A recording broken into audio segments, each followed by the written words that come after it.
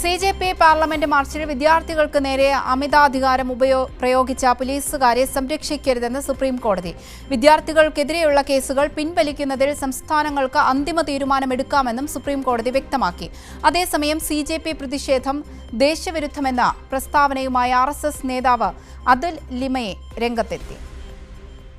July 20-ന് CJP പ്രതിഷേധത്തിന്റെ ഭാഗമായി parliament മാർച്ചിൽ പങ്കെടുത്തവർക്കെതിരെയുള്ള കേസുകൾ പിൻവലിക്കുന്നതിൽ സംസ്ഥാനങ്ങൾക്ക് അന്തിമ തീരുമാനമെടുക്കാമെന്ന് സുപ്രീം കോടതി വ്യക്തമാക്കി.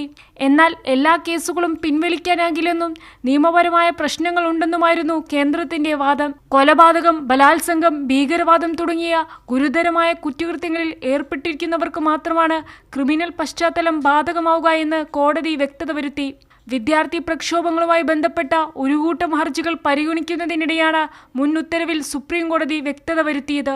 അതേസമയം പ്രതിഷേധത്തിന് നേരെ അമിതാധികാരം പ്രയോഗിച്ച പോലീസുകാരെ സംരക്ഷിക്കരുത് എന്ന് കോടതി പറഞ്ഞു. മുൻ സുപ്രീം കോടതി ചീഫ് ജസ്റ്റിസിന്റെ നേതൃത്വത്തിൽ സ്വതന്ത്രമായ അന്വേഷണം നടത്തുന്നത് കോടതി പരിശോധിക്കും. കേസിൽ ഈ മാസം 18-ന് വീണ്ടും കോടതി വാദം കേൾക്കും. അതേസമയം CJP പ്രതിഷേധം ദേശവിരുദ്ധമാണ് എന്ന പ്രസ്താവനയുമായി RSS ജോയിന്റ് ജനറൽ സെക്രട്ടറി രംഗത്തെത്തി.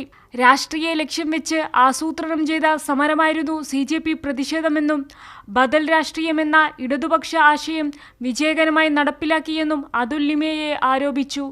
കൈരളി ന്യൂസ്, ദില്ലി.